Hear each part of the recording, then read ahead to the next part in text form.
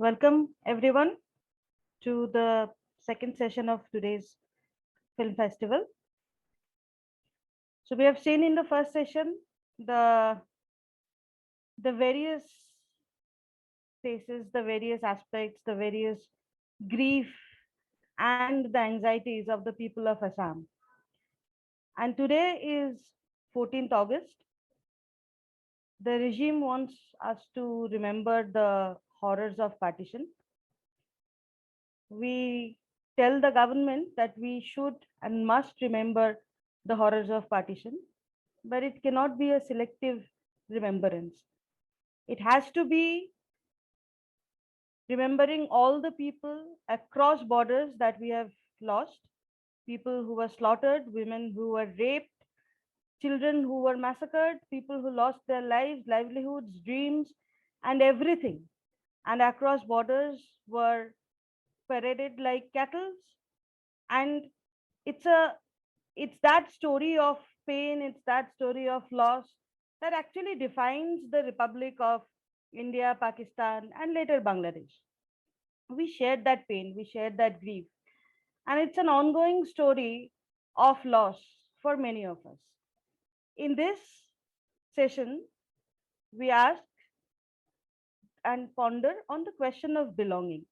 Probably 14th August is a very apt day to, get think back and ponder that does this country actually belong to everyone? Because tomorrow is 15th August and we are going to celebrate our Independence Day. Obviously, an auspicious day that we celebrate every year, the end of the colonial regime. We also celebrate the new beginning, the beginning of a new republic. As the first Prime Minister called it, it was a tryst with destiny. Now, in that tryst with destiny, what was promised to the citizens of this country was equality. And that was one of a very endearing promises that was shared amongst all citizens, irrespective of caste, class, religion, gender, region, language, there will be equality. And after all these years, now we look back and question that sense of equality. It's a sense, a slipping sense of loss that is gripping us. And we really, really think back and ask that does this country equally belong to everyone? Yes, as part the constitution, we all are equal citizens, not just as for our right to vote. It's also for our as per our value. All individuals share the equal value as per our constitution. And that is a revolutionary vision that was embraced by the country of India. Not all countries which started as democratic republics, right at the beginning, could embrace that notion of equality. It took a lot of struggles from various marginalized communities, from women, from oppressed gender, to actually gradually achieve that sense of equality uh, from the powers that be in many advanced democracies as well. But for India, we started with that notion of equality. But now, today, in the last all these decades, and especially in the last few years, we have seen how that very notion of the constitution is under attack. And what comes under attack, therefore, is also that notion of equality. And therefore, in today's session, we look back at various, through our short documentaries, we look back at various struggles, various pains, various anxieties, as well as creativity, because we are constantly fighting not to lose that sense of equality, not to lose our constitution, the values that are enshrined in our constitution. And that struggle is ongoing. That struggle is an everyday struggle. And this session, we will celebrate that struggle. We'll celebrate that we started with a, a notion of equality. We'll question, obviously question, self-critically look at ourselves and see that whether the country belongs to everyone equally or not.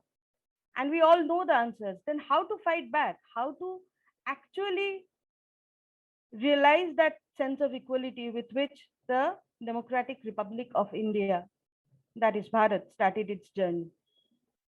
So we will first show you three short documentary films, and after that we will discuss a little more on this uh, thing with Harsh Mandar, and then we'll see some more films. So we'll start with the films now. Onward to the first film. Gives us the glimpse into the history of the largest kite market in our country. They also remember a time when being a citizen of India meant being free. In the current times, however, there is more fear and anxiety which prevails. So onwards to the first film, Azadi Ki Uran.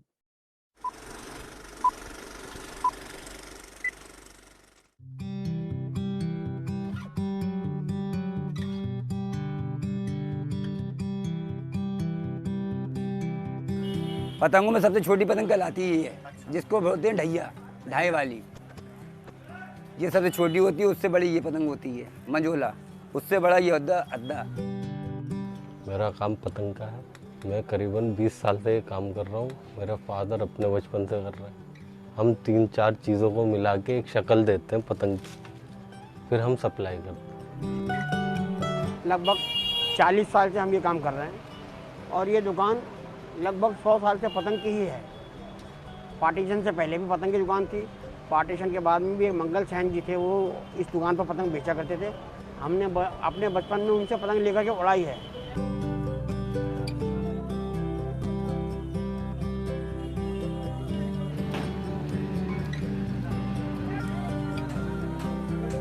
देश आज़ाद हुआ था, उस उपलक्ष्य में पंडित जवाहरलाल नेहरू जी ने कबूतर उड़ाए थे और पतंग उड़ा के इजहार करा था। जब से ये परंपरा चली आ रही है, 15 अगस्त को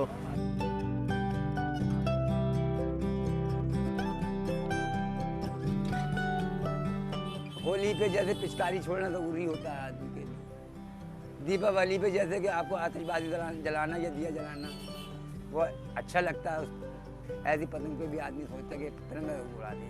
15 अगस्त में सबसे ज़्यादा तिरंगा ही बिकता है। आज़ादी, पतंग, तिरंगा।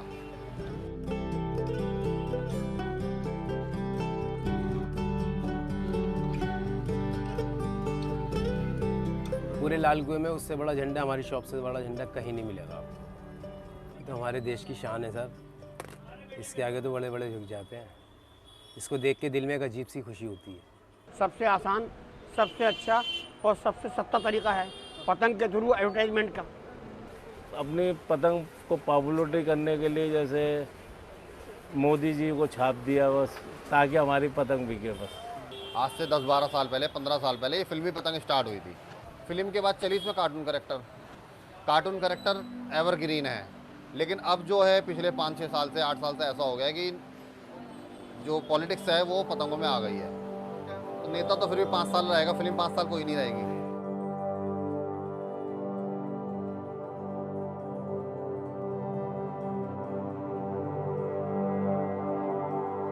हमने सबने आपस में मिलकर देश को आज़ाद करवाया था। किनसे? अंग्रेज़ों से।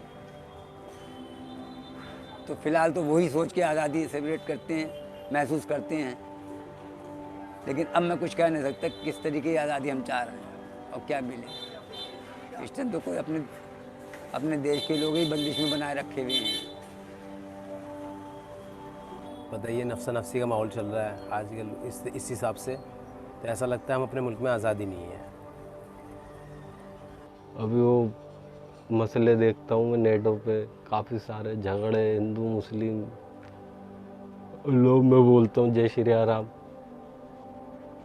अल्लाह अकबर भी बोलता हूँ। तो हमारे मज़हब में ये थोड़ी है कि किसी के मज़हब की बेइज्जती करना। हमारे मज़हब में ये है, वो अपना इस्लाम कर रहा है, वो अपना इस्लाम, हम अपनी इबादत करेंगे। ये भेदभाव वाली, इससे आज़ादी लेना बहुत ज़रूरी है देश के लिए, जो से अब से 40-50 साल पहले थी। कोई किसी को हिंदू नहीं कहता था, कोई किसी को मुसलमान नहीं कहता था, वो ये कहता था हम हिंदुस्तानी हैं। गांधी जी के टाइम में मज़हब के हिसाब से आएगी तो हिंदू अपनी पतंग लगाएगा, मुसलमान अपनी पतंग लेगा। हम सब एक है, ऐसी पतंग बनाओ ना। इंडियन कहना अपना आपको बहुत आसान है, करना बहुत मुश्किल है। काफ़ी दफ़ा मैं देखता हूँ तिरंगा पड़ा हुआ उठा के साइड में रख दिया, पतंग फटी हुई। इस हिंदुस्तान में हम रह रहे हैं, झंडे का हम इस्तेमाल नहीं करेंगे तो और कौन करेगा। उस तिरंगे में तो हमारी जान बसती है, मगर इस चीज़ को नहीं समझ पाता ना वो। हम तो ये चाहते हैं साहब, हिंदू मुसलमान सब मिल के चलना चाहिए, कोई भेदभाव नहीं होना चाहिए। जो मेरे लिए कानून हो वो दूसरे के लिए भी कानून हो।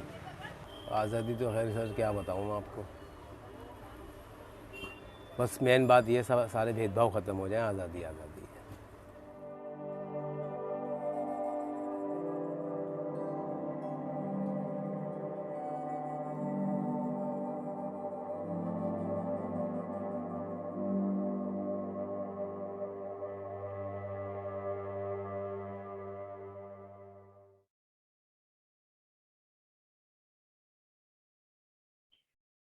Our next short documentary film is Mazhab. Mazhab is a song by Poojan Sahil.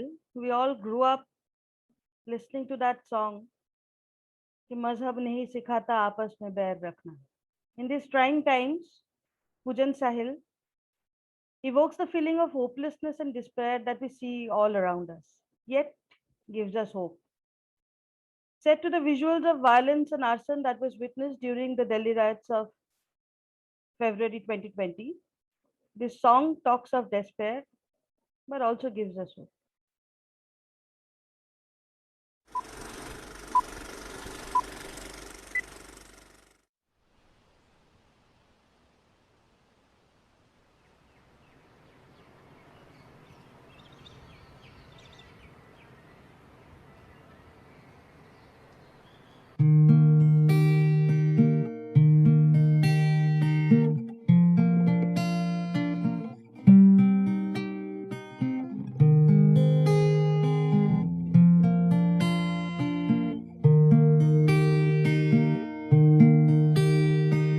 मजहब नहीं सिखाता आपस में बैर रखना,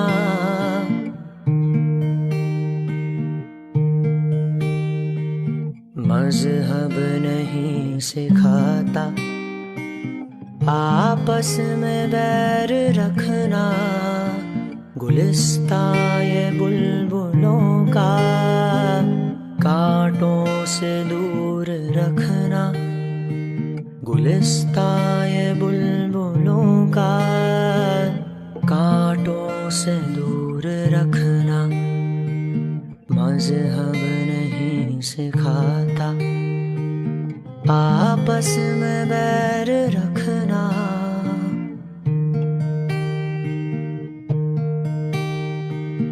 मजहब नहीं सिखाता। देखा था एक सपना, एक जहां ऐसा भी है जहां जिक्र सिर्फ मोहब्बत का ही है। होश जब खुले तब ये जाहिर हुआ, शायद ये तो फकत एक सपना ही है।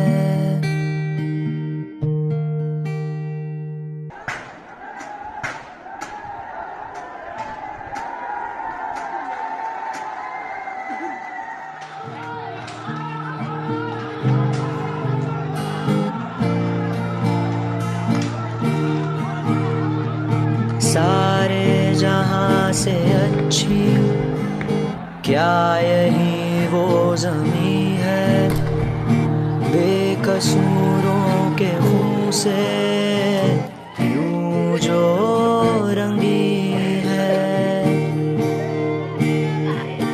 इतना भी सस्ता इंसान का खून नहीं, नसीजो तुम इससे हुकूम राहतें अपनी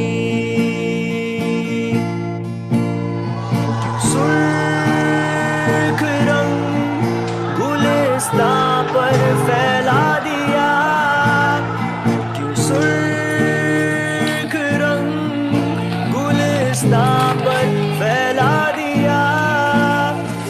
फिर भी है मेरा यही बयान,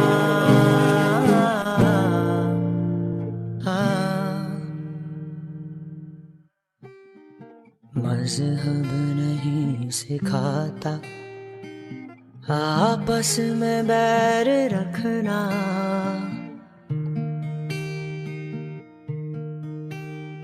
गुलिस्तां ये बुलबुलों का कांटों से दूर रखना, गुलिस्तां ये बुलबुलों का कांटों से दूर रखना।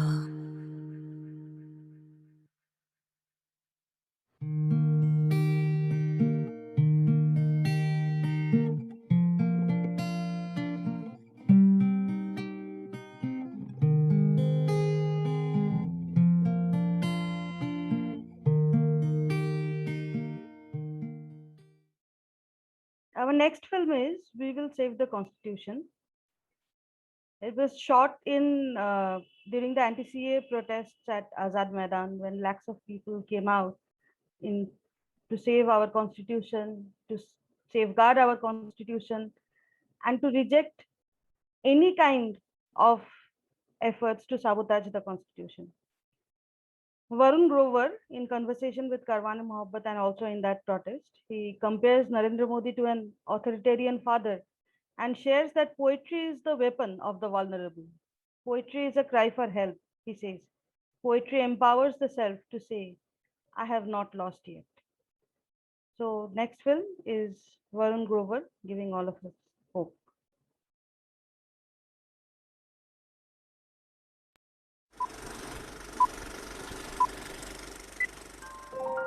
हमारे प्रधानमंत्री ऐसे हैं जैसे कि बचपन में बच्चा अपने बाप से बिस्कुट मांगता है तो बाप उसको उठा के अलमारी के ऊपर बिठा देता है, और फिर बच्चा बिस्कुट बोल के ये बोलता है कि अच्छा पापा मुझे अलमारी से उतारो। हम भी नौकरी मांग रहे हैं, यहाँ पे उन्होंने एनआरसी पे बिठा दिया।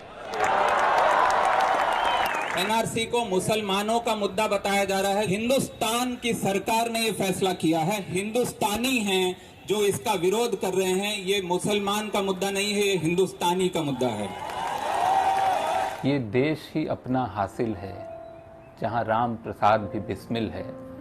ये देश ही अपना हासिल है जहाँ राम प्रसाद भी बिस्मिल है। मिट्टी को कैसे बांटोगे, सबका ही खून तो शामिल है। ये राहत इंदौरी साहब की लाइन है जो मैंने इसमें मीटर थोड़ा सा बदल के इसमें ले ली। Everybody belongs to this country who is living here and they have contributed to this country right from thousands of years. वो हमेशा से हम लोग यहाँ के हैं और यहीं रहेंगे। कोई हमको निकालने की जो बात करेगा कि आप ये दिखाइए, आप ये कागज़ दिखाइए, आप प्रूव कीजिए कि आप इस देश के हैं, उसमें एक छोटा सा रेजिस्टेंस का वॉइस है। कविता बहुत ही निहत्थी होती है। It has no power of its own. तुम मेट्रो बंद करा दोगे, तुम पुलिस से लठ पड़ा दोगे, तुम पुलिस से लठ पड़ा दोगे, तुम मेट्रो बंद करा दोगे, हम पैदल पैदल आएंगे, हम कागज नहीं दिखाएंगे। धर्म के नाम पे बांटने की कोशिश हो रही है। ये जो CAA प्लस NRC का जो हम पे एक तरह से poisoned water has been thrown on us and we are trying to resist that. हम मंजी यहीं बिछाएंगे, हम कागज नहीं दिखाएंगे, हम संविधान को बचाएंगे, हम कागज नहीं दिखाएंगे, हम जनगण मन भी गाएंगे, हम कागज नहीं दिखाएंगे। तुम जात पात से बांटोगे, हम भात मांगते जाएंगे, हम कागज नहीं दिखाएंगे, हम कागज नहीं दिखाएंगे। There are 1,000 things to do in this country to contribute to make this country a great country.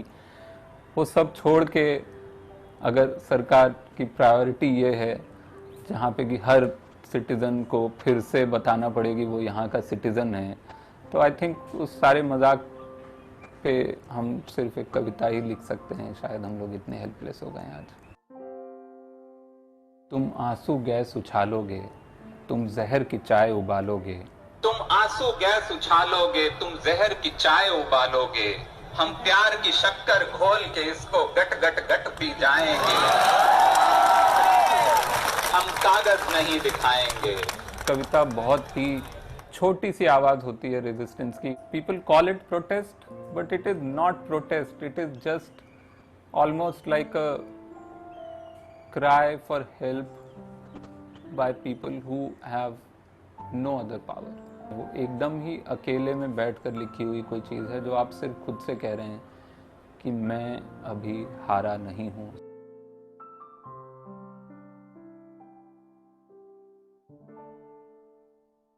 We'll now have a short discussion on today's, what we are going to discuss today, that who does this country belong to? With us, we have Harsh Mandar. Harsh, can you hear me? Yes, thank you.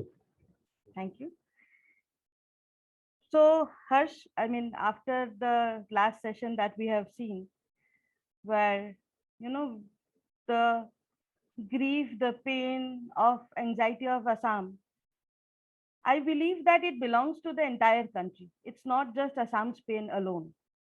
And that is what we started this entire journey of the Republic with. Like, it will not be Assam's pain, it will be our pain. When Assam is hurt, we all should bleed. But that is the vision that we had started. But gradually, what we all are questioning in ourselves also, sadly, is that does this country equally belong to everyone?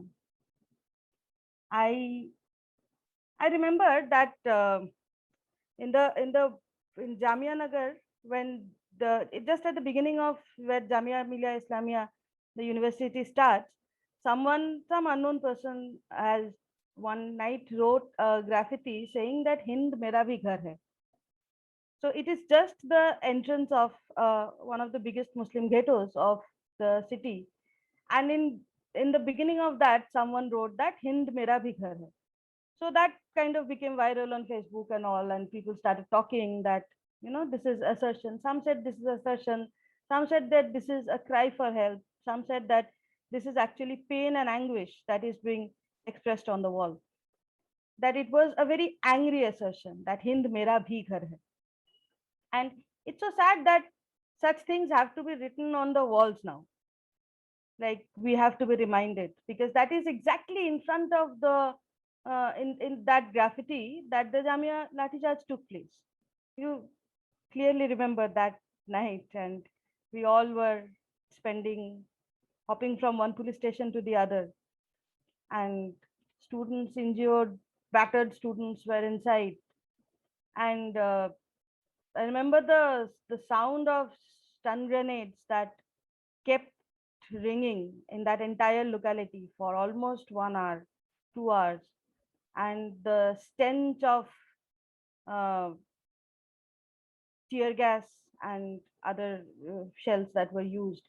It literally felt like a battleground. But when we talk about belonging, when we talk about who belongs to this country, I would like to start here. If you remember, if you can talk about that time also, with this question that today on 14th August, tomorrow will be one more 15th August. Where have we come to, and does this country belong to everyone? And yeah, thank you, Banjotsna. I think 14th, 15th August, 14th August is the Independence Day of our neighbor Pakistan, and 15th August is our Independence Day. Independence Day, if you recall, was both a day of immense celebration, but it was also a day of great sadness. Partition had happened, 1 million people died in Hindu-Muslim riots on both sides of the border, newly created border. My own family, incidentally, was uprooted from Rawalpindi, where my parents were raised. And I think it's a time to really remember very much the question that you're asking: who does this country belong to, and who does it not belong to, and who will decide who does this country belong to? This is not a new question. It's actually a question that goes back at least 100 years. India's freedom struggle, if you recall, Gandhiji had come back from South Africa. He took leadership and converted the freedom struggle into a mass movement. Around that time, the Hindu Mahasabha was constituted, and in 1925, the RSS were constituted. And they had very different imaginations. The battle was not just a battle against British colonialism, it was also a battle for what kind of country would we build after independence, and who would this belong to? Precisely that question. And who would it not belong to? And I think central to the idea of the freedom struggle was this idea that India would be a humane and inclusive country. It would be a country that would belong equally, and I underline equally, and without conditions, to people of every religion, every caste, every community, every language, every gender, equally. This would be a country that belonged to all. We know that the RSS Hindu Mahasabha had a very different imagination for India. This was a country of Hindus, and although they didn't say it so clearly, it is a country for caste Hindus. The early leaders of the RSS were very frank in their admiration for Hitler and for his idea of German nationalism, which was an exclusionary idea.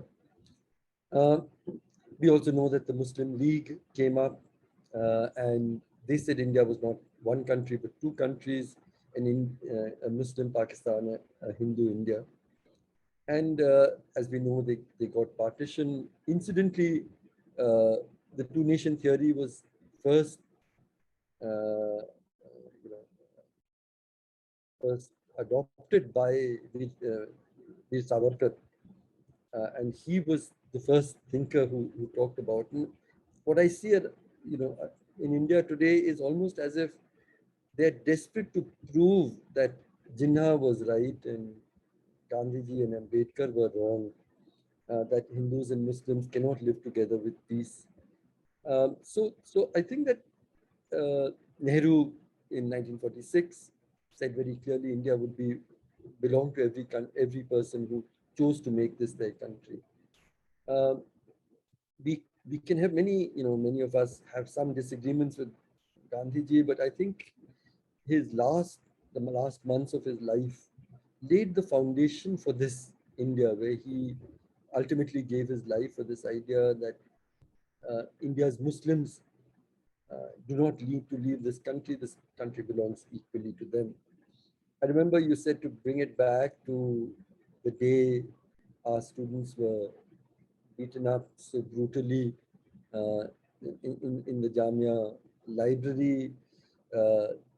You and I were among many who felt anguished and were outside police stations that night, doing everything that we could get people out. I think the anti-CA movement, in a sense, started that night. And the next morning, I was, a huge crowd of very angry students had gathered outside Jamia, and I received, desperate calls saying I must come and speak to the students, which I did. And I said many things. I said to the students that, that this battle is not about this 1,000-word law, the CA and the CA law. It is really about this very question: what kind of country do we want to build and leave for our children? Who does this country belong to? Who does it not to? And I said that Dr. Ambedkar, in writing the Constitution, made this vision very clear, wrote it, and it was a pledge. I said to the students that for Muslims in India, henceforward, don't allow anyone to ask you to prove your love and your loyalty to this nation. The rest of us, non-Muslim Indians, are Indian by chance. We had no other country. Our ancestors, our parents had no other country to choose. Muslims actually of that generation had a choice between Pakistan founded on the idea of religion and India founded on the idea of equal respect and rights for people of every religion. And your parents chose India. So you are Indians by choice. You have proved your love for this country. And so I think that we need to, this battle, the RSS never accepted. We know that the assassination of Gandhi happened on this question. And the RSS has never accepted the constitution and its position on citizenship. And we have reached a point in the life of our republic where actually all the four highest constitutional positions in the country, the president, the vice president, the prime minister, the speaker, all of them are people who spent their entire adult life as members of the RSS, devoted to a very different vision for India. And I think that it is, as Varun Grover said, it is a time for us. It's not a problem of Muslims. It is a problem of every Indian. Do you want to leave? Young Indians. Half of India is below the age of 25. Do they want to grow old in a country which is kind, which is just, which is inclusive? Or do they want to grow up in an India which is founded on inequality, based on your religion, your caste, based on fear, based on exclusion? This is a time when we have to choose. And there's no doubt exactly what was promised in the Constitution. You yourself have been a public administrator. So you've been a part of the system. And then when you left it, you have been a human rights defender. You came on the other side, and on the other side of the barricade, and you raised the voice. You have seen both the sides. What I want to ask you is that this sense of belonging, it is the responsibility of the state to ensure this sense of belonging, because there are certain inequalities which are embedded in the society, and that inequalities, it is the intervention of the state that we would want, inequalities of caste, gender, religion, that the state will intervene and will ensure equality or ensure equal belonging.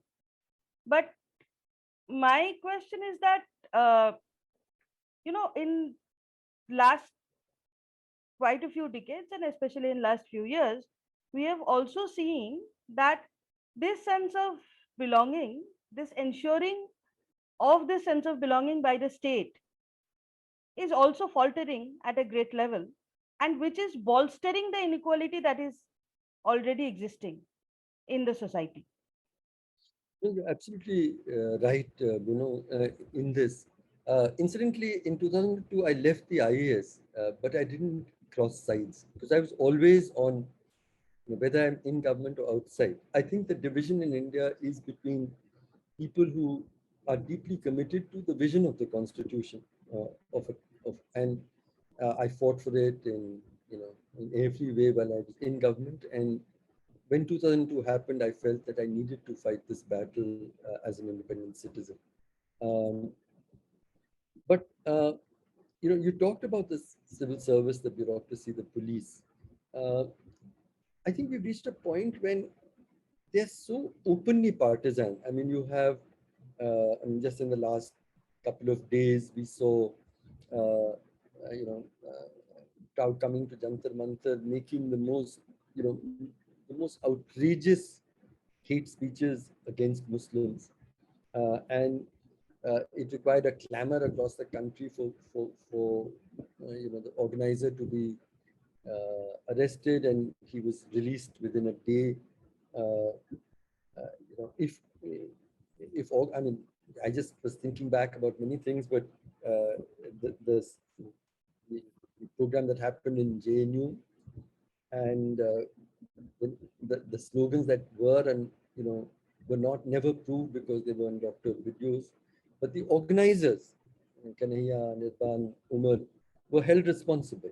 There they were held responsible. They were jailed. They continue to face trial.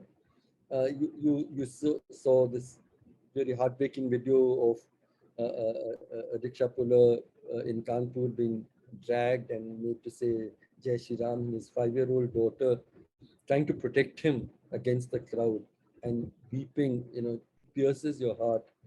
And there again, we find the people were arrested and given bail in a single day. Uh,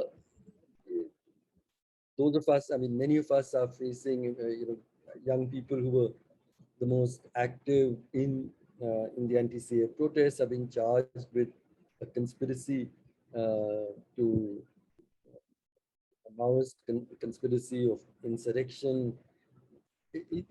It's so extraordinary. I mean, my name has come up in a number of charge sheets and affidavits to the Supreme Court and High Court claiming I was, I was speaking of love, but I was fostering hate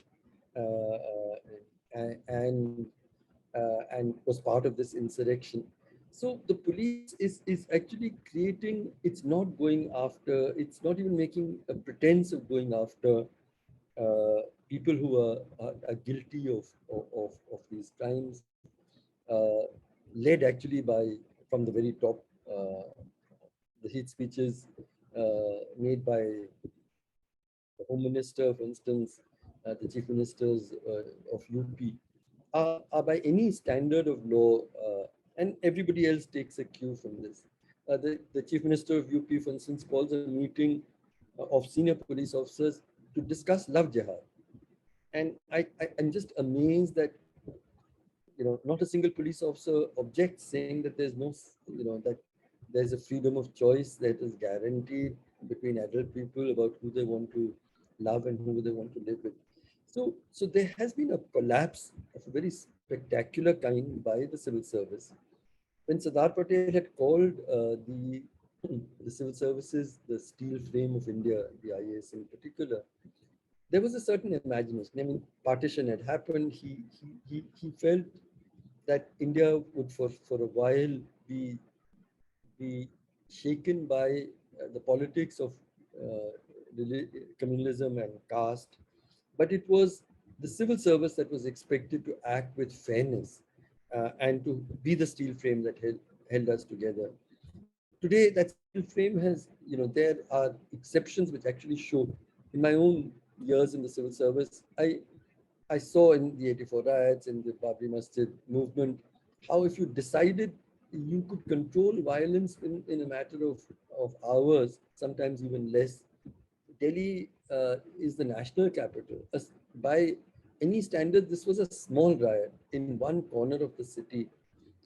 And this was the seat of the national government. It was the seat of the army, of all the paramilitary forces. Literally, they could have quelled the riots in a matter of literally 2 or 3 hours if they chose. That it went on for days and days is the conspiracy.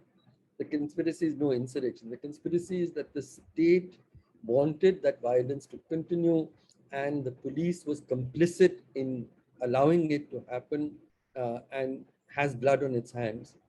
That is the reality of today. And I think that, when the history of our times is written, like the history of the rise of fascism in Germany, who is responsible? Who is culpable? When that question is asked, I think there's a lot of culpability. The media is substantially culpable.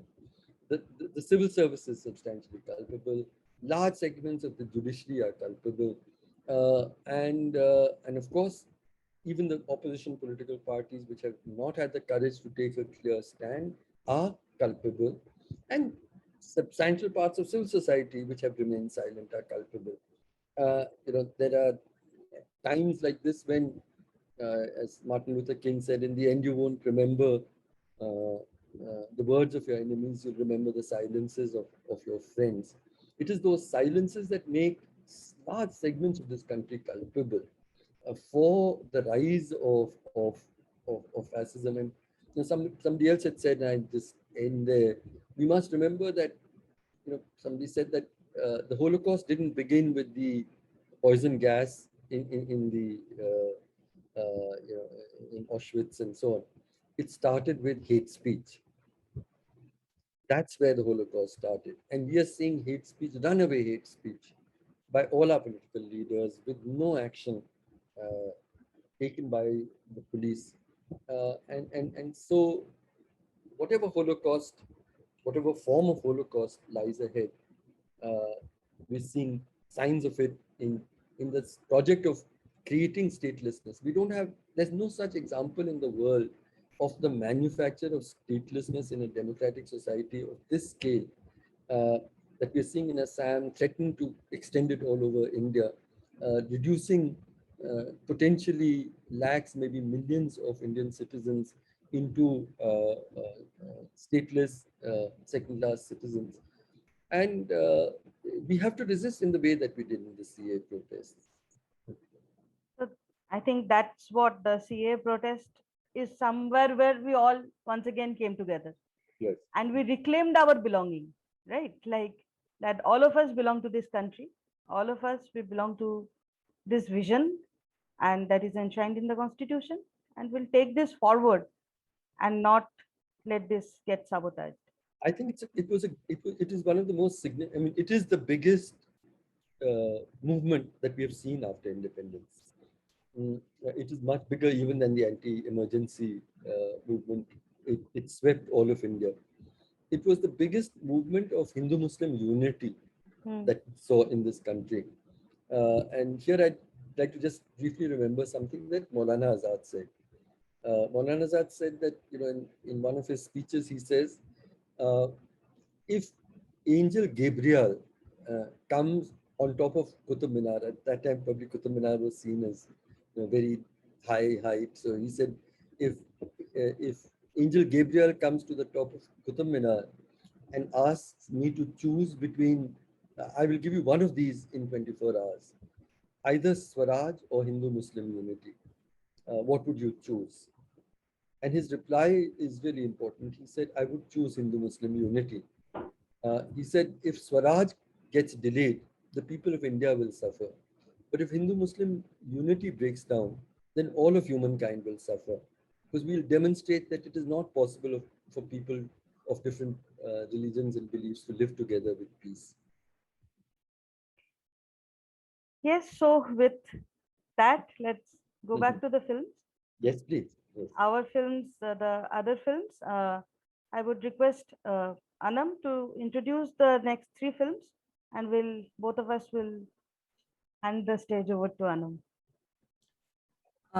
Thank you, both of you. It was great listening to just Sir, as always, speaking of the issues that we battle today as a country.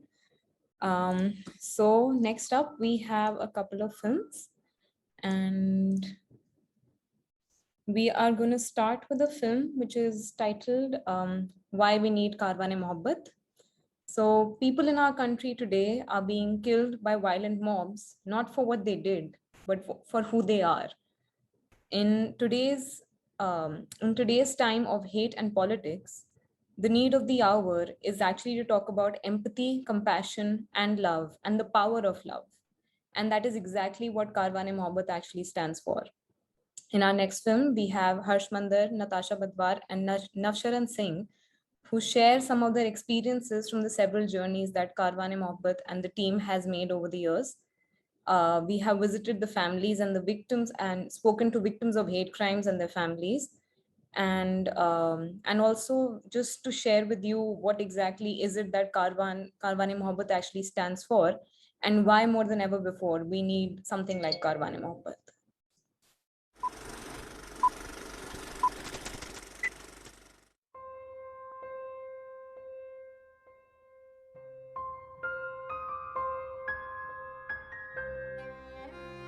मुझे लगता है कि कायर तो वो है जो हाथ उठाता है, कमजोर पर लोगों के दिलों में डर पैदा करता है।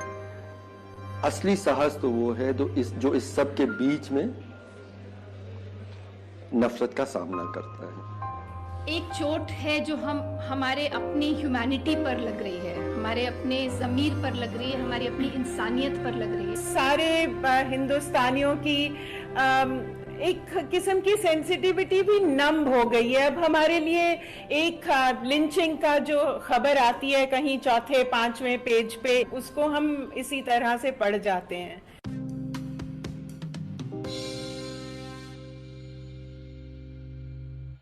इन यात्राओं में अब हम लोग 1.5 साल से जा रहे हैं लोगों के घर, जो चेहरे नहीं भूलते।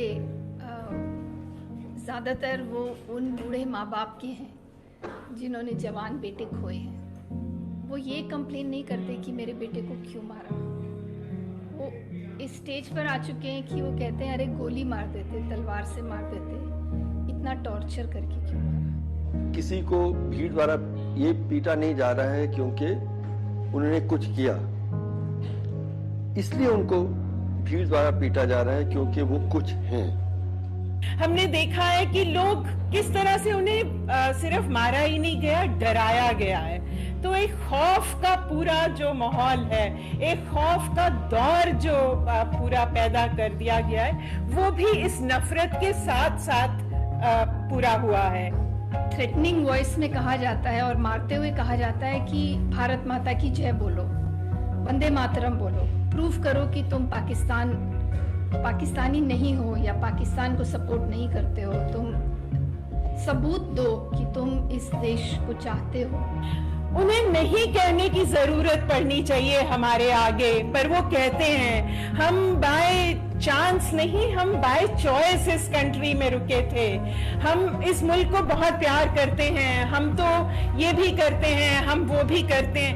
पैर पैर पर उन्हें अपनी राष्ट्रवादी होने का सबूत उनसे मांगा जा रहा है। शायद वक्त ये आ गया है कि इस देश की जो मेजॉरिटी कम्युनिटी है, हम लोग जिनको ये कॉन्फिडेंस है कि हम विक्टिमाइज नहीं होने वाले हैं, मुझे कोई मेरे घर से खींच के नहीं निकालेगा और कहेगा कि भारत माता की जय कहो, तो हम लोग किस देश में रहते हैं, किस देश में रहना चाहते हैं, हमने किस कॉन्स्टिट्यूशन को इनहेरिट किया है, उसकी तरफ हमारी क्या रिस्पॉन्सिबिलिटी है कि हम लोग जानते हुए कैसे अनजान बन सकते हैं, ये अब हमारे लिए मुमकिन नहीं होना चाहिए।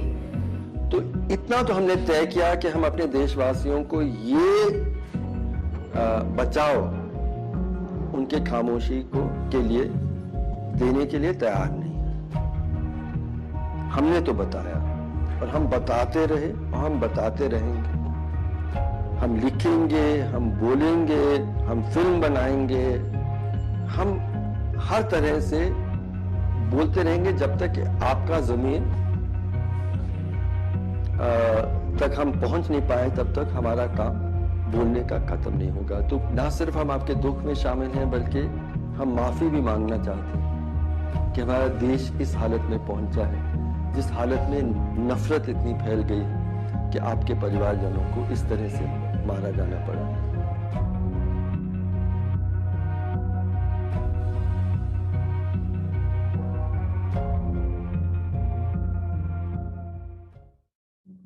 Well, as said it, we must keep talking, and we will keep talking about all the injustices and all the hate and all the violence that we are surrounded by today, until those people who are actually responsible there's some accountability for it. Okay, so moving on, we have a film from our series on the hate crimes. It's titled Who Killed Amrit Das? We are Indians. How can we be treated like this? Repeat the wife and sons of Amrit Das. Amrit Das, a resident of Barpeta district in Assam, was declared a foreigner by the Foreigners Tribunal and sent to a detention center. Amrit Das was a healthy man when he was picked up arbitrarily and locked up. His sons visited him in prison and he still seemed healthy, yet he died days later. The family has no post-mortem report and they have no hope for justice. Why are some Indians in Assam being branded as doubtful voters when their names have been on the electoral list throughout their life? Why has the state turned against its own citizens? Presenting our next film, Who Killed Amritas?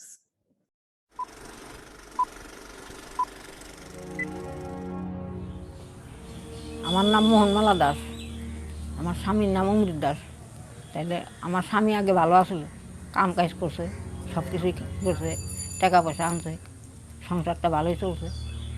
এখন এই দুই ছেলে তো ভালো কাম সাম জানে না। আমাদের বাবা যদি ডিভোটার থাকতো তাহলে আমরা কইতো ডিভোটার মানুষটা না গিয়ে তাহলে টেনশন আমরা খুঁজে না। আমাদের বাবা আমরা ইন্ডিয়ান মানুষ, আমরা তো আমার তো লাগবো, যেটা হক বুঝতো আমরা তো পাইতে লাগবো না। যদি ডিভোটার মানুষটা হয় তাহলে 2019 কেরকম তাহলে ভোট হয়। হ্যাঁ, ভোট দিছে, ভোট দেওয়ার পরে তো এই যে হলো, এমএলএ জিতলো।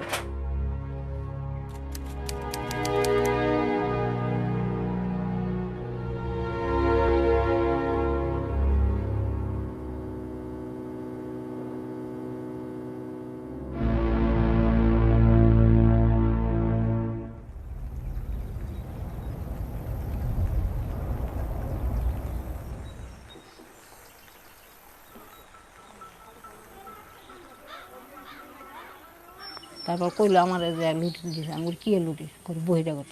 আমি বললাম যে বহিরাগত তো নাই, করে দিছে, আমি কী করবো। তারপরে তাহলে কী করবো, তাহলে বরবাটা গেল পরে কয় কি তোমার কেস হইব। তারপরে রঞ্জিত দাস আছে এমএলএ, পরে ওর কাছে গেল যে এমএলএ আমার যে বহিরাগত লুটি দিছে, আমার তো বহিরাগত না। বলে রঞ্জিত দাসের পরে কইছে, বলে কিছু হইব না, মানে এমনি করতে করতে 1 বছর পোলারা পয়সা পাতি ঋণ করে রায়না দিতে আছে, ওর কাছ তা না ওর কাছ তা না এরকম করে রায়নাই না, পরে দিতে আছে। পরে 1 বছর কেস খেললো। বাবা কি কাজ করতো? বাবা কাজ করতো, টুকটাক কাজ করতো আর কি। তাই তো ধরো রান্দাবাড়ি কাজ করতো বা ছোটো মোটো দোকান করতো আর কি, ওটা করতো আর কি, রান্দাবাড়ি করতো।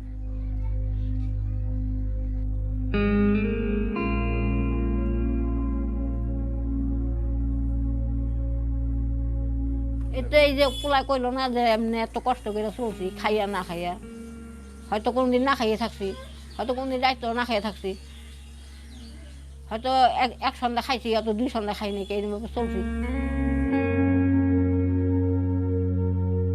ওরকম বেলা হলে দিতে লাগবো, মানুষটা বাঁচার লেগে তুই শুট করছি, বা না বাঁচা আমার তোর কোনো খেলবার লেগে ই করে নেয় বা খাওয়ার লেগে টাকাটা থাকে গেতো। আমার মানুষটা, আমি বাপটা নির্দোষী, আমার মানুষটা বাঁচাতে লাগে, তার লিগে সবাই কাছে বন্ধুত্বের ধার দু 10 20 হাজার ধার দু করে নিয়ে খরচ করছে আর কি। অমুক জায়গায় ই করতে লাগে, অমুক জায়গায় যাইতে লাগে, অমুক জায়গায় করতে লাগে, মানুষটা বাঁচার লেগে। গুয়াহাটি উকিল দিলাম অজিত সরকার আর কি, এই জায়গারই বাড়ির সাথে আর কি। উনি ওইভাবেই কেস আজকে দেবো কালকে দেবো করতে করতে উনি টাকা ডিল করলো, পরে কেসটা হলো না, নষ্ট হয়ে গেলো, ওই জায়গায় মারা গেলো মানুষটা। কিন্তু আমাদের বাবা কোনো ডিভোটার নাই, আমার খালো না, কাম কাজ করছে টনটনা মানুষ। আমাদের কোনো ডেথ সার্টিফিকেট দেয় নাই, আমাদের কোনো পোস্টমর্টম রিপোর্টও দেয় নাই। সরকার থেকে নিয়ম বলে যে পোস্টমর্টম রিপোর্ট বলে দিতে পারবো না, কেন আমাদের মানুষ যদি ইন্ডিয়ান থাকে তাহলে আমার ইন্ডিয়ান যদি নাগরিক আছে তাহলে আমার পোস্টমর্টম কেন পাবো না, আমার ওটা লাগবো তো পোস্টমর্টমটা। ওই যে সরকার থেকে নিয়ম নেই, পোস্টমর্টম দিতে পারবো না আমরা। ডেথ সার্টিফিকেট দেবো, তো আজকে না কালকে না আজকে, এরকম মোটামুটি 3 মাস হয়ে গেলো বাবা আমার। তাহলে আমরা কী করে, আমরা কী কিছু এখন কে বানাইলো, এখন কি আমি তো ওটা তো বলতে পারতাম না কে লেগে বানালো, কী হইলো, আমরা তো দিশা কিছু পাইলাম না। এখন মানুষে খারাপ করছে না সরকারে খারাপ করছে না, আমরা তো কইতে পারবো না কে খারাপ করলো। কিন্তু প্রমাণ থাকতে মানুষ ডিভোটার হয়, আর তাহলে এরকম মানুষ আরও আছে, তাহলে আরও মানুষ হইতে পারে কি, তাহলে কী গ্যারান্টি আছে? তাহলে ইন্ডিয়াতে তাহলে ভারতে থাকে কাগজপত্র থাকে, তাহলে কী দামটা রইলো তাহলে, ওটাই আর কি। এখন আপনারা যা করেন। এই পোলারা গেছে, আমি তো যেতে পারি না এত দূরে, ভূমি করি গাড়ির মধ্যে। আপনার কোনোদিন ইচ্ছা হয় নাই যে ইচ্ছা হয়েছে, আমি যাইবে চাইছি, পোলারা কয় তুমি গেলে পরে সেদিকে কান্দাকাটি করবো, তুমি কান্দাকাটি করবা, 2টা রুগী আমরা কেমনে সামাল দেবো। হয়তো ওর বাবাই কান্দা কান্দা হাত ফেলিয়ে যেতে পারে, কিংবা আমি কান্দা কান্দা হাত ফেলিয়ে, এই জন্য পোলায় যাইবা যায়নি কেন। হিন্দু মুসলমান কোনো করছে না, মানুষ মানুষই।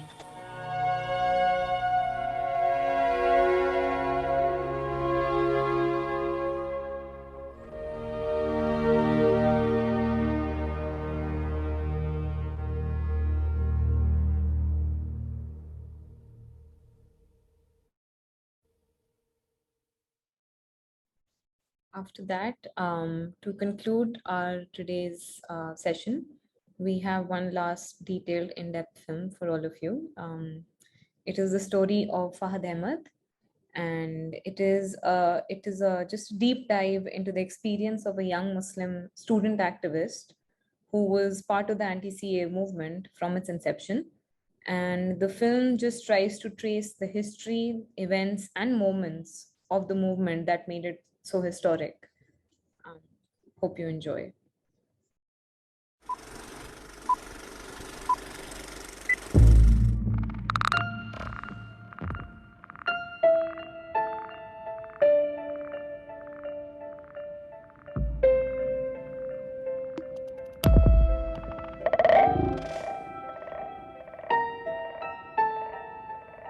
हम देखेंगे, लाजिम है कि हम भी देखेंगे, हम देखेंगे। इस आंदोलन ने इस देश की डेमोक्रेसी मजबूत किया और इस देश को मजबूत किया।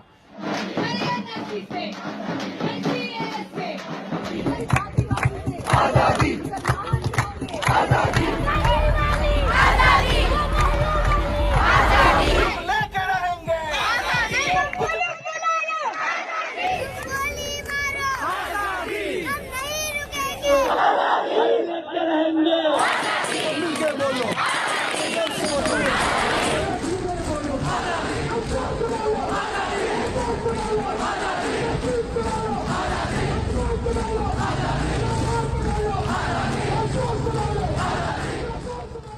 जो सीएए और जो कैब के खिलाफ लड़ाई थी वो इनसिक्योरिटीज थी, एंजाइटीज थी, वो एक गुस्सा था। वो गुस्सा सिर्फ सीएए और एनआरसी को लेके नहीं था, वो गुस्सा था जो पिछले 6 साल में हमारे देश के अंदर मिसमैनेजमेंट हुआ है। वो गुस्सा था जो खास तौर से असम से खबरें आती थी और नफरत जमीन पे थी।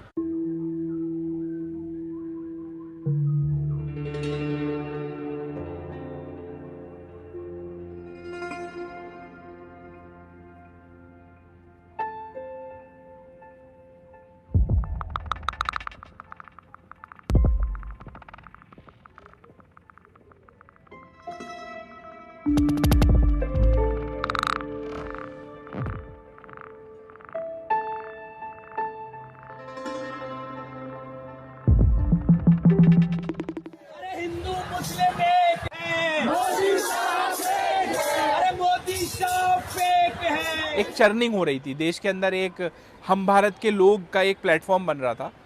तो मुझे, क्योंकि मैं मुंबई में थोड़ा बहुत एक्टिव रहा हूँ, मुझे कुछ लोगों ने बोला कि आपको उसका हिस्सा होना है। उससे पहले भी एक सिविल सोसाइटी का हम लोग हिस्सा थे, क्योंकि छात्र संघ का चुनाव भी लड़ा था। इस देश में जो भी एट्रॉसिटीज़ होती थी, चाहे वो अल्पसंख्यकों पे हों, दलितों पे हों, महिलाओं पे हों, सेक्सुअल माइनॉरिटीज़ पे हों या रीजनल माइनॉरिटीज़ पे हों, हमने हमेशा से एक छात्र होने के नाते उनके खिलाफ आवाज़ उठाई थी।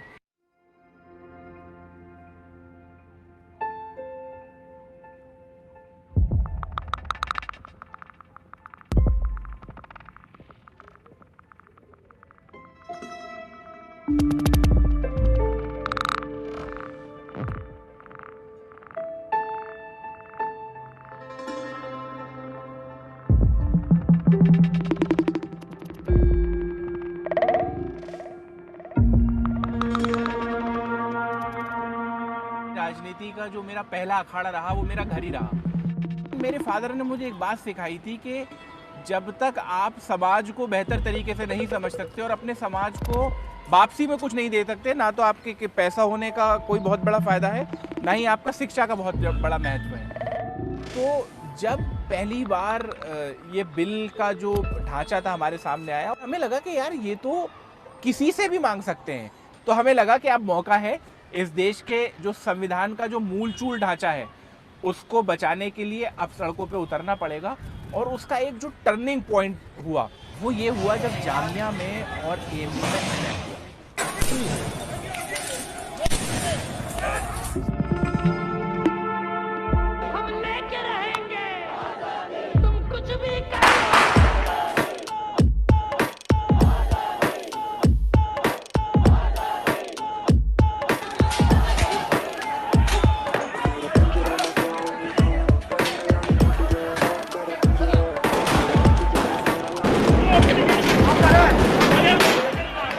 जामिया में लाइब्रेरी से लोगों को हाथ खड़ा करके निकाला जा रहा था। उनकी गलती क्या थी यार?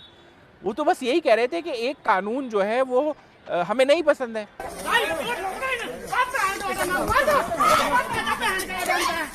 उससे पहले भी छात्र आंदोलन कर लेते, लेकिन अब लगा कि ये तो बिल्कुल आर पार की लड़ाई हो चुकी है। अगर हमने थोड़ी सी भी कराहियत दिखाई, अगर थोड़ा सा भी अपनी एनर्जी इसमें नहीं लगाई, तो ये सबको खत्म कर देंगे जो भी आवाज उठाएगा।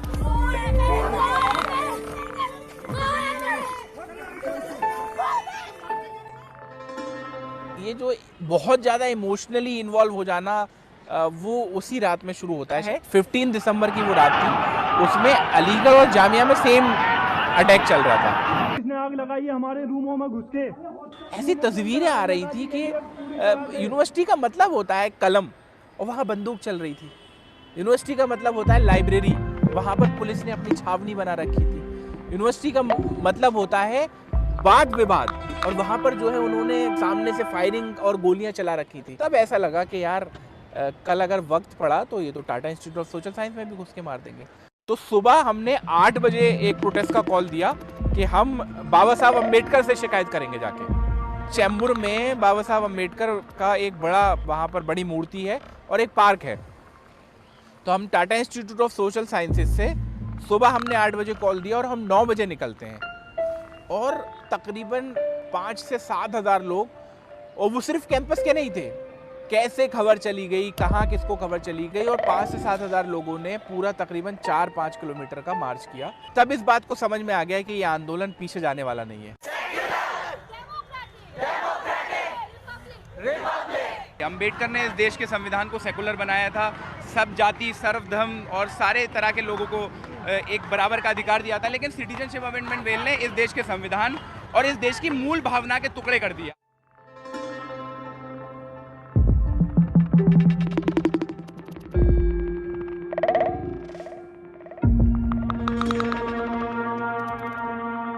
छात्रों को इतना मारने के बाद फिर घर से कॉल्स आने शुरू हो गई थी ना, तो उस वक्त महिलाओं ने इस आंदोलन की रीढ़ की हड्डी जो है वो बन के खड़े किया, और अंत तक वो डटी रही।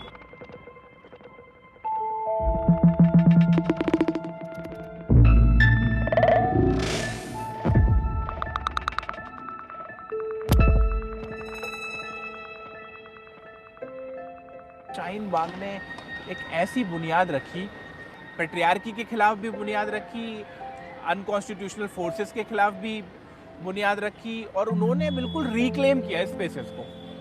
जो पब्लिक स्पेसिस का कॉन्सेप्ट है वो इतना पेट्रियार्कल है अपने आप में, उन्होंने उन पब्लिक स्पेसेस को रिक्लेम किया।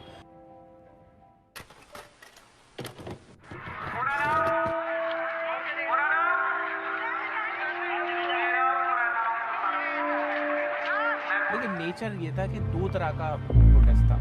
एक वो प्रोटेस्ट था जहाँ पर यूनिवर्सिटीज़ के एग्जिस्टेंस है, दिल्ली हो गया, बम्बई हो गया, कलकत्ता हो गया।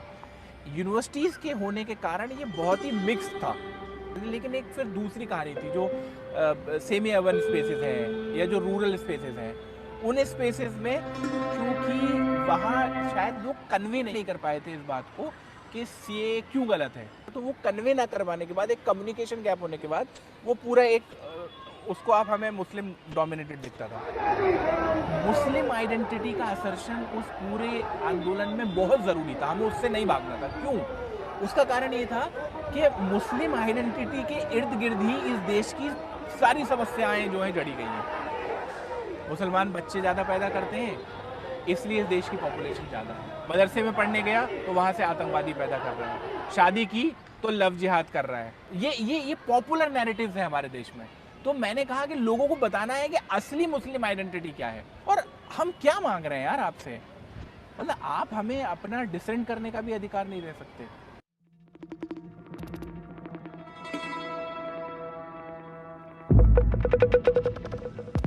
मैं मुंबई में तकरीबन 25 से 30 प्रोग्राम्स को खुद ऑर्गेनाइज किया, प्रोटेस्ट को ऑर्गेनाइज किया, टॉक्स को ऑर्गेनाइज किया। यहाँ तक कि मैंने अपने कुछ साथियों के जरिए जो प्रो सीए लोग होते थे, हम उनको भी बुलाते थे। हम कहते थे आइए। आप देखिए ना कि हमारा डेमोक्रेसी पे क्या बिलीव था। कभी बाहर जाते थे लोगों को समझाने के लिए, कलकत्ता, बिहार, लोगों को यही बताने के लिए कि ये पूरा किस तरह से आइडिया ऑफ इंडिया पे खतरा है। संविधान का जो बाबा साहब अम्बेडकर ने लिखा था उसका आर्टिकल 19 बोलता है protection of certain rights regarding freedom of speech.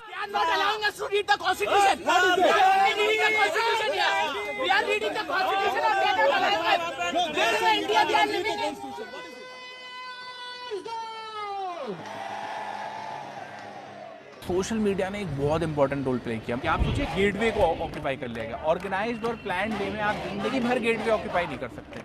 हम इम्प्रॉम्प्ट लोग इकट्ठे हो जाते थे, कहीं पे कोई हमला हुआ लोग दिल्ली के पुलिस स्टेशन पे घिराव कर लेते थे। कितना ऑर्गेनिक था इन नेचर में। कोई आदमी कोई स्टेप लेता था और इर्द गिर्द से रिसोर्सेज आना तैयार हो जाती थी। लाउड स्पीकर कोई ले आ रहा है, कोई खाने का सामान ले आ रहा है, कोई पानी की बोतलें ले आ रहा है, कुछ नहीं पता होता था किसी को भी। और प्रोटेस्ट उस वक्त एक ऐसी जिम्मेदारी, मतलब रोजमर्रा की जिंदगी का हिस्सा बन चुका था।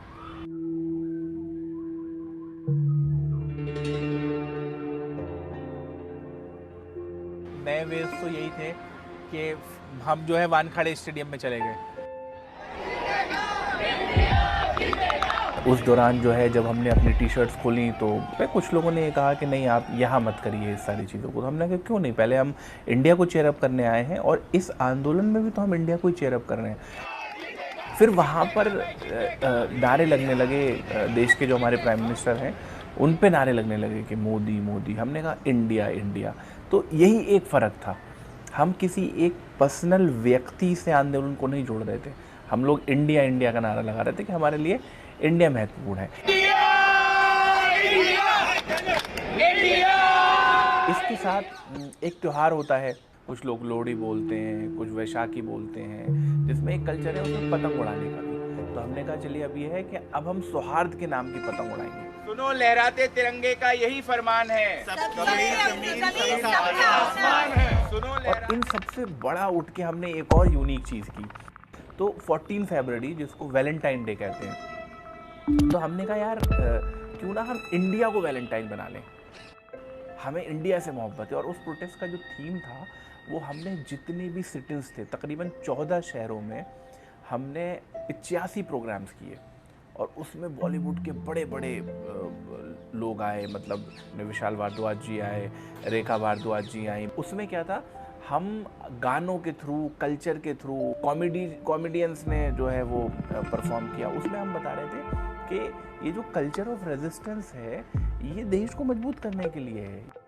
If we were to look over the whole world to find out the country most richly endowed with all the wealth, power and beauty that nature can bestow, in some parts a very paradise on earth, I should point to India.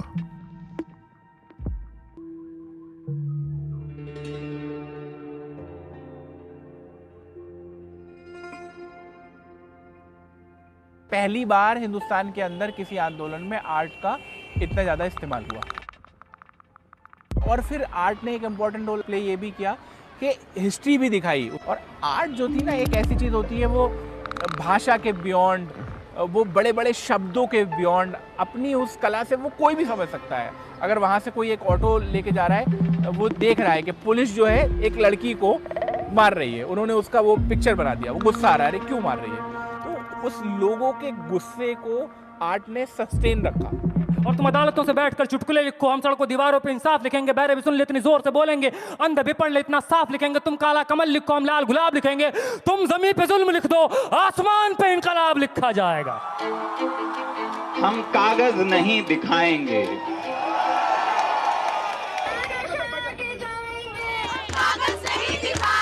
हम कागज नहीं दिखाएंगे, तानाशा आके जाएंगे, तानाशा आके जाएंगे, तानाशा आके जाएंगे। हम कागज नहीं दिखाएंगे, हम कागज नहीं दिखाएंगे। इस पूरे प्रोटेस्ट में एक बात तो समझ में आ गई कि इस देश का मुसलमान क्या चाहता है। जो सिंबल्स थे ना इसके, वो सारे नेशनल सिंबल्स थे। तो ये एक मुसलमान की एस्पिरेशंस हैं कि वो मेन स्ट्रीम का हिस्सा होना चाहता है, वो अपने आप को आइसोलेट करके घीटों में नहीं रखना चाहता।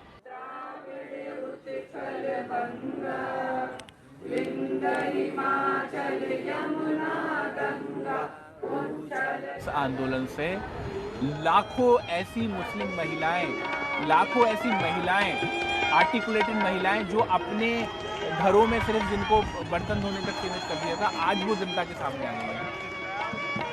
शाहीन बाग में अदर जगह पे भी औरतें घर से निकली अपना हक लेने के लिए, तो उनको देख के हम लोग को ये जज्बा मिला है कि अगर औरतें घर से निकलेंगी तो उनको उनका हक जरूर मिलेगा। तो हम लोग भी अपने घर से निकले अपना हक लेके रहेंगे।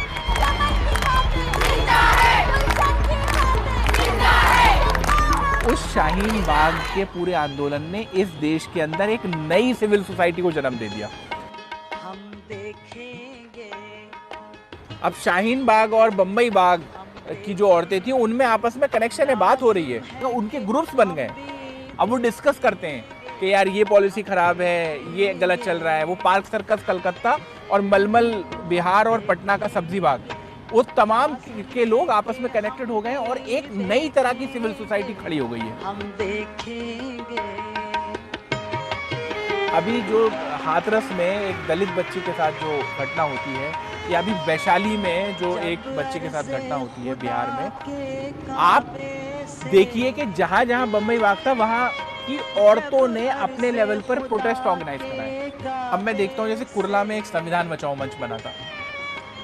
आज जब लॉकडाउन हुआ तो लॉकडाउन के अंदर वो लोग खाना बांट रहे थे। मतलब एक अलग तरह की सिविल सोसाइटी का क्रिएशन इसमें हो गया है। और वो सिविल सोसाइटी अब सीएए तक महदूद नहीं रहने वाली है।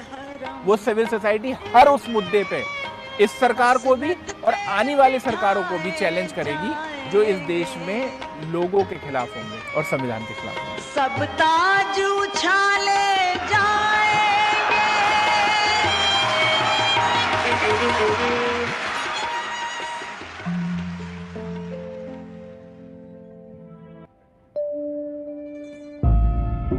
रोजमर्रा एक लड़ाई चल रही है दिमाग और दिल के बीच, ठीक है, संविधान और फांसीवादी ताकतों के बीच, रोजमर्रा के सवाल और लार्जर आइडियोलॉजिकल बैटल के बीच।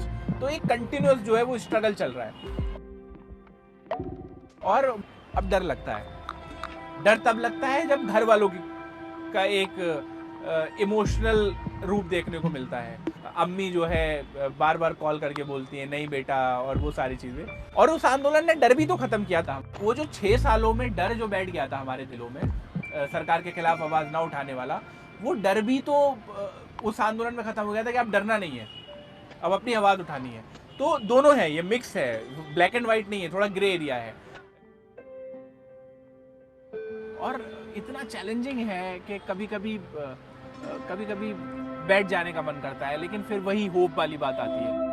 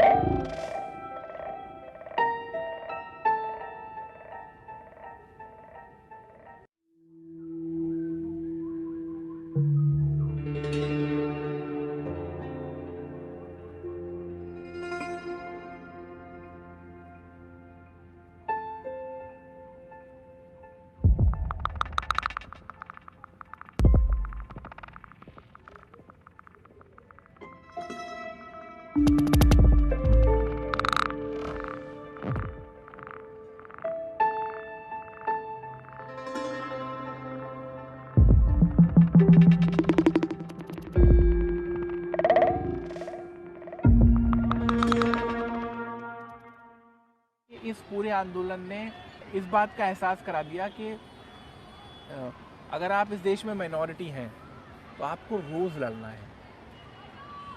आपके जो एवरीडे लाइफ का डिस्क्रिमिनेशन है ना, वो बहुत ज़्यादा इनग्रेंड हो चुका है। तो आपको हर सिस्टम को झकझोरते रहना है।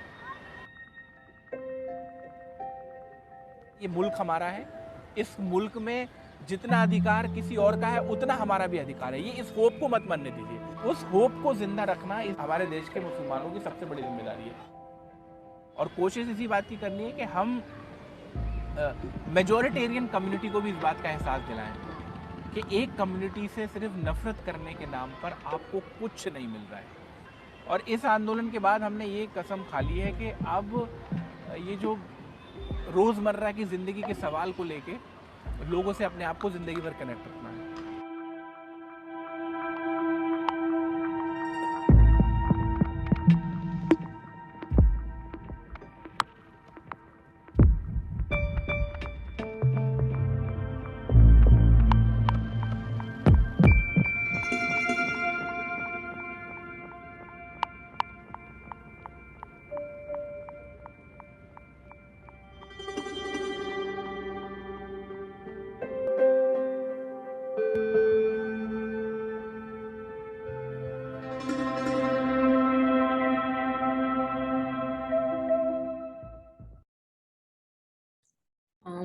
So those were our few films that we had prepared for you today. Before I get Harsar on to just give a conclusion to the today's session, I would like to leave you all with a little bit of a glimpse of what is to come tomorrow. Tomorrow will be the final day of our 3-day film festival, and we will be looking at 2 themes for the 2 sessions that we have lined up tomorrow. First, we'll be looking at resistance through art, where we not just look at the creative form that the protest had taken over the months, but also look at how through art we were also able to speak in a language that was had far reach than just simply just protesting. And we will also be having Varun Grover, Amir Aziz, and Sabika Abbas Naqvi with us for that session. For the second session, we will be looking at ways of belonging and solidarity as resistance.